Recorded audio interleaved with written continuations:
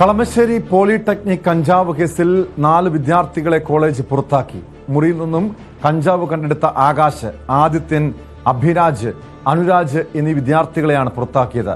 പുറത്താക്കിയ വിദ്യാർത്ഥികൾക്ക് സ്വഭാവ സർട്ടിഫിക്കറ്റ് അനുവദിക്കില്ല. ആഭ്യന്തര അന്വേഷണ സമിതിയുടെ റിപ്പോർട്ടിന്റെ അടിസ്ഥാനത്തിലാണ് തീരുമാനം.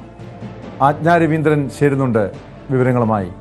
ആജ്ഞ, എന്തായാലും കോളേജിന്റെ ഭാഗത്തുനിന്ന് മാതൃകാപരമായ നടപടിയാണ് ഉണ്ടായിരിക്കുന്നത്. പക്ഷേ ഈ ഒരു നടപടി, ഈ സസ്പെൻഷൻ നടപടി അല്പം വൈകിപ്പോയെന്ന് കരുതണോ? എന്തുകൊണ്ടാണ് ഇത്രയധികം നീണ്ടുപോയത് ഇവർക്കെതിരെ നടപടി സ്വീകരിക്കാൻ?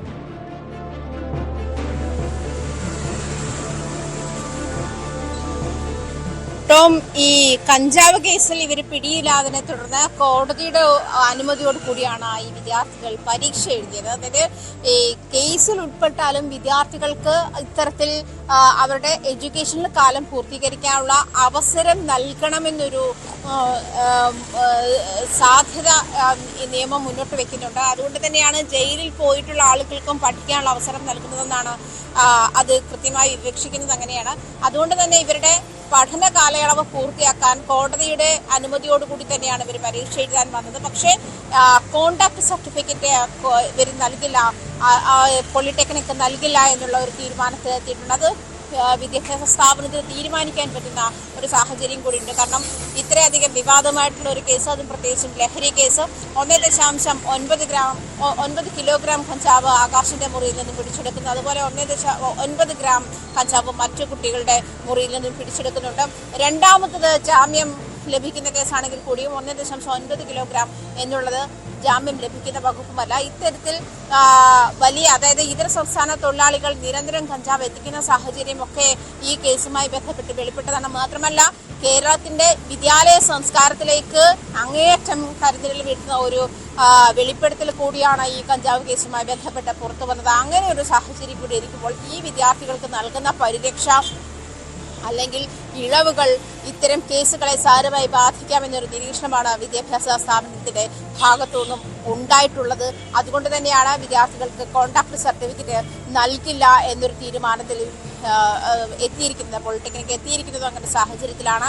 അത് മാത്രമല്ല, ഇവരുടെ റിസൾട്ട്, പരീക്ഷാഫലം തടഞ്ഞു വെക്കാനുള്ള ഒരു സാഹചര്യം കൂടി, പരീക്ഷ എഴുതിക്കാം എന്നുള്ളത് അല്ലാതെ ഇവരുടെ റിസൾട്ട് തടഞ്ഞു വെക്കാനുള്ള ഒരു കാര്യം കൂടി ആലോചനയിലാണ്.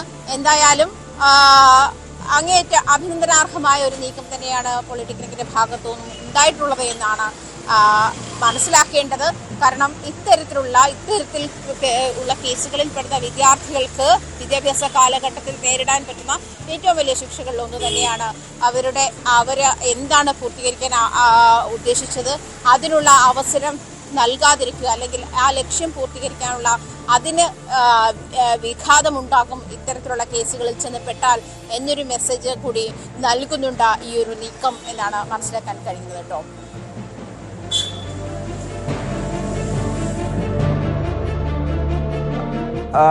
ഈ കേസിൽ പോലീസിന്റെ അന്വേഷണം എങ്ങനെയാണ് നീങ്ങുന്നത്? പ്രത്യേകിച്ചും ഈ കോളേജ് ഹോസ്റ്റലിലേക്ക് 7 തവണ കഞ്ചാവ് എത്തിച്ചെന്ന് അറസ്റ്റിലായ വിദ്യാർത്ഥികൾ പോലീസിന് മൊഴി നൽകിയതാണ്.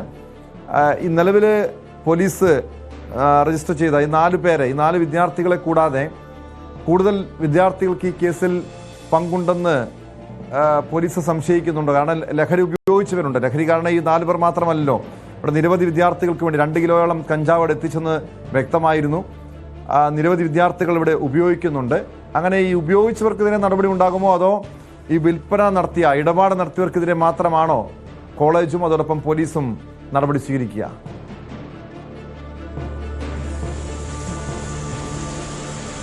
അതായത് ഇപ്പൊ 4 പേരാണ് കസ്റ്റഡിയിൽ, റിമാൻഡിലുള്ളത്. അതേസമയം 2 പേരെ സ്റ്റേഷൻ ജാമ്യത്തിൽ അന്ന് തന്നെ വിട്ടയക്കുന്ന ഒരു സാഹചര്യം ഉണ്ടായിരുന്നു. മൊത്തം 6 വിദ്യാർത്ഥികളായിരുന്നു കേസിൽ പെട്ടിരുന്നത്. അങ്ങനെ ഒരു ഇത് വരുമ്പോൾ, അതായത് 9 ഗ്രാം കഞ്ചാവ് കൈവശം വെച്ചിരുന്നവരാണ് സ്റ്റേഷൻ ജാമ്യത്തിൽ പോയിരുന്ന സാഹചര്യമുള്ളത്. അതേസമയം ടോം സൂചിപ്പിച്ചതുപോലെ അന്ന് തന്നെ, അതായത് കുട്ടികൾക്കെതിരെ ഉപയോഗിച്ച കുട്ടികൾക്കെതിരെയും കുട്ടികളുടെ മൊഴിയൊക്കെ പോലീസ് എടുത്തിരുന്നു. പക്ഷെ അവർക്കെതിരെ അന്ന് നടപടികൾ ഉണ്ടായില്ല എന്നാണ്. പക്ഷേ ഈ കഞ്ചാവ് ഇവിടെ പോളിടെക്നിക്കിൽ എത്തിക്കുന്ന 7 തവണയോളം കഞ്ചാവ് എത്തിച്ചു എന്ന് പറയുമ്പോഴും ഇത് എത്തിച്ചിരുന്ന ഇതര സംസ്ഥാന തൊഴിലാളി സുഹൈൽ എന്ന ആളാണ്. അയാൾ ഒരു ദിവസം 1000 രൂപ ആയിരുന്നു റെമ്യൂണറേഷൻ നൽകിയിരുന്നത്. ഈ കഞ്ചാവ് എത്തിച്ചിരുന്ന ആളുകൾക്ക് നൽകുന്ന പ്രതിഫലം എന്ന് പറയുന്നത് 1000 രൂപയായിരുന്നു. ആ തരത്തിൽ തന്നെ, അതായത് പോക്കറ്റ് മണി എന്നുള്ള തരത്തിലേക്കും അതുപോലെ ഇവരുടെ അക്കൗണ്ടിലേക്ക് പണം കൈമാറിയതിനുള്ള തെളിവുകളും ഒക്കെ ആ സമയത്ത് പോലീസ് കണ്ടെടുത്തിട്ടുണ്ടായിരുന്നു. അതുകൊണ്ട് തന്നെ ഈ കളമശ്ശേരി ഈ പോളിടെക്നിക്കൽ റെയ്ഡിൽ പിടിച്ച വലിയ എമൗണ്ട്, വലിയ അളവിലുള്ള കഞ്ചാവ് ആ സമയത്തുള്ള അതായത് ലഹരി വിരുദ്ധ സ്ക്വാഡുകൾക്ക് വലിയ ഒരു ഞെട്ടലുണ്ടാക്കിയ കേസ് തന്നെയാണ്. അതേ തുടർന്ന് ക്യാമ്പസുകളിൽ അങ്ങനെ ഈസിയായിട്ട് എൻ്റർ ചെയ്യാൻ പറ്റില്ല ക്യാമ്പസുകളെങ്കിൽ പോലും ഇൻഫർമേഷന്റെ അടിസ്ഥാനത്തിൽ ക്യാമ്പസുകളിൽ പരിശോധന നടത്തുമെന്ന് കഴിഞ്ഞ ദിവസം എക്സൈസ് ഡെപ്യൂട്ടി കമ്മീഷണർ നമ്മളോട് തന്നെ പ്രതികരിച്ചതാണ്. എന്തായാലും ഈ 18 അതായത് ചെറിയ പ്രായത്തിലുള്ള കുട്ടികളാണ്, പ്രത്യേകിച്ച് 20 വയസ്സിൽ താഴെയുള്ള കുട്ടികളാണ് ഇതിൽ ഇരകളാകുന്നതും അല്ലെങ്കിൽ ഇതിൽ വാഹകരാകുന്നതും എന്നുള്ളതും ശ്രദ്ധേയമാണ് എന്ന് ഉള്ളത് വാസ്തവമാണ്. അത് ആ ഏജ് ഗ്രൂപ്പിലുള്ള ആളുകളെ കൂടുതൽ പോലീസ് നിരീക്ഷിക്കുന്നുണ്ട്.